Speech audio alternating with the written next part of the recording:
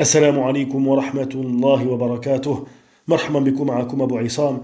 Bienvenue à toi pour la suite de l'explication de ce livre Al-Ajr Rumiya. Et après avoir parlé lors du cours précédent d'Al-Madi, on poursuit dans notre parole le sujet de l'explication des différentes catégories de af'al en parlant d'Al-Amara.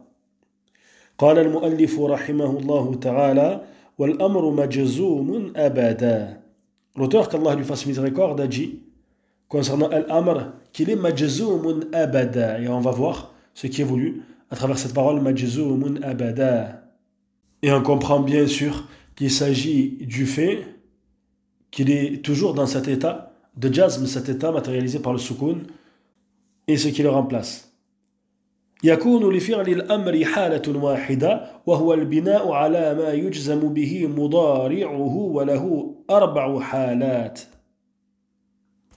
Il y a pour le verbe qui est dans le temps de l'amr un seul état, et c'est le fait qu'il est construit, et c'est la méthodologie que l'on choisit, al-bina, c'est le fait qu'il est construit sur ceux qui rendent majzoum son mudari'a, et il a 4 situations. Tu remarques que l'auteur a dit qu'al-amr est majzoum abada dans cet état de jazm, et on reviendra à la fin de ce cours au sujet de cette parole, et on rappellera le fait que l'auteur voit qu'al-amr est mu'arab, puisqu'il a dit majzoum, c'est-à-dire qu'il n'est pas mabni.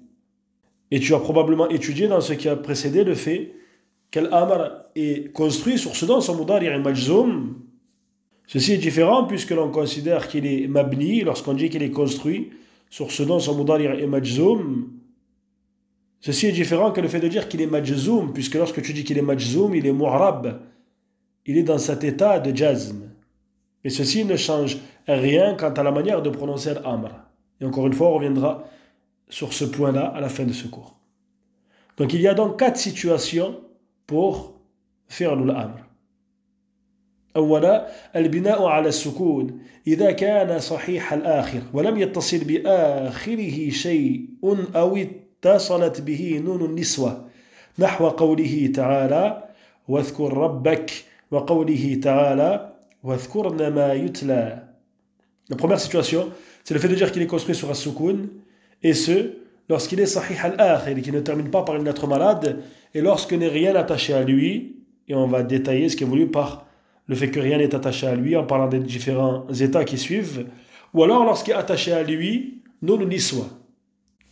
À l'exemple de la parole d'Allah Ta'ala, وَاذْكُرْ رَبَّكَ, et de la parole d'Allah Ta'ala, وَاذْكُرْنَ مَا يُتْلَى. On comprend donc que lorsque le verbe ne termine pas par une lettre malade, et lorsque rien n'est attaché à lui, et on va parler de ces points-là, ou alors lorsqu'il est attaché à lui, nun niswa, on comprend donc qu'il est construit sur as-sukun. Et pour la parole d'Allah Ta'ala, وَاذْكُرْ رَبَّكَ, le fa'il sera un pronom caché, damir mustatir, taqdiruhu ant, dans le sous-entendu anta, et pour uthkurna, le fa'il est bien évidemment nun niswa. الحالة الثانية البناء على حذف الحرف العلة إذا كان معتل الآخر نحو قوله تعالى ادع إلى سبيل ربك وقوله وانهى عن المنكر وقوله واتق الله. Deuxième situation, le fait qu'il est construit sur l'effacement de la lettre malade, et ce, lorsqu'il est mu'tal al-akhir, c'est-à-dire lorsqu'il termine par une lettre malade, à l'exemple de la parole d'Allah Ta'ala ud'u ila sabili rabbik, appelle vers le sentier de ton Seigneur. Tu remarques que le verbe ud'u est construit sur l'effacement du waw, puisque le verbe est à la base da'a yad'u. Et la dhamma prouve ceci, bien évidemment. Ou alors à l'exemple de la parole d'Allah Ta'ala wanha anil munkar, et interdit le blâmable, on remarque que le fi'l inha est construit sur l'effacement du alif. Ou alors à l'exemple de la parole d'Allah Ta'ala wattaqillah, et crains Allah, on remarque que le fi'l ittaqi est construit sur l'effacement du ya. الحالة الثالثة البناء على حذف النون إذا اتصل به ألف الاثنين أو واو الجماعة أو ياء المخاطبة نحو قوله تعالى وكلا منها وقوله كلوا واشربوا وقوله فكلي واشربي. Troisième état, le fait qu'il est construit sur l'effacement du nun, et ce, lorsqu'il est attaché à lui le alif faisant référence au duel, ou alors waw al-jama'a, ou alors le ya faisant référence de celle à qui tu parles. À l'exemple de la parole d'Allah Ta'ala, wa kula minha, on remarque que le verbe est construit sur l'effacement du nun. et que alif al-ithnayn est le fa'il. Ou alors l'exemple de la parole d'Allah Ta'ala, kulu wa sharabu. On remarque que les deux verbes, kulu et ishrabu, sont construits sur l'effacement du noun, et waw al-jama'a est le fa'il. Ou alors l'exemple de la parole d'Allah Ta'ala, fakuli wa sharabi. On remarque que le verbe est construit sur l'effacement du noun, et ya'ul mukhatabah, et bien évidemment le fa'il. Et il s'agit bien évidemment ici, pour ce dernier verset, de ce qui a été cité dans l'histoire de Maryam alayha salam. الحالة الرابعة البناء على الفتح إذا اتصلت به نون التوكيد المباشرة نحو أشكرن الله. Quatrième état, le fait que le verbe est construit sur le fath, et ce, lorsqu'il est attaché au verbe nun tawkid, ce nun que l'on utilise afin d'appuyer une parole, lorsqu'il vient en contact direct avec le verbe, celui que l'on appelle al-mubashira.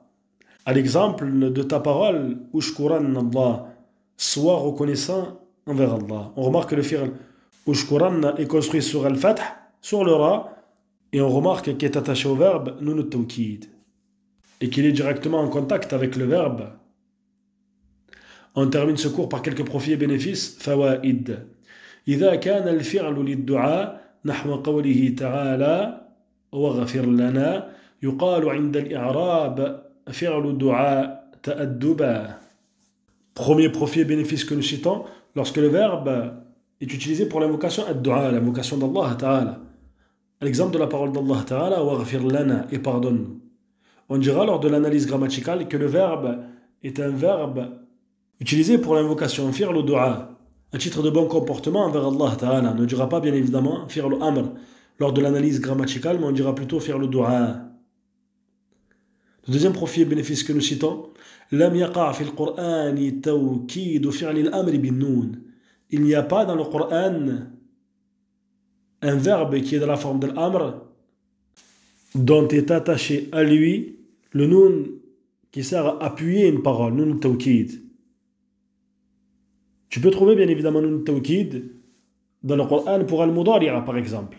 À l'exemple de la parole d'Allah Ta'ala, وَلَئِنْ سَأَلْتَهُمْ مَنْ خَلَقَ السَّمَاوَاتِ وَالْأَرْضِ لَيَقُولُنَّ اللَّهِ. Et si tu leur demandes qui a créé les cieux et la terre, ils diront très certainement c'est Allah. لَيَقُولُنَّ اللَّهِ. Et on remarque que le verbe est conjugué dans le temps de al-mudari'a, mais tu ne trouveras pas de verbe conjugué dans le temps de l'amr auquel est attaché nun tawkid dans le Coran. Troisième et dernier profit, مذهب المؤلف هو المذهب الثاني في فعل الأمر وهو أنه مجزوم أبدا وإذا كان مجزوما فهو معرب. La méthodologie de l'auteur est la deuxième méthodologie concernant fi'l al-amr, c'est-à-dire que tu as certainement appris dans ce qui a précédé le fait que fi'l al-amr est construit sur ce dont son mudari' est majzoum. Eh bien l'auteur a dit que le mudari' est majzoum, c'est-à-dire qu'il considère qu'il est toujours majzoum et qu'il est donc mu'rab, puisque lorsque tu dis que le verbe est majzoum, tu considères qu'il est dans cet état de jazm, l'un des 4 états grammaticaux comme on l'a vu précédemment.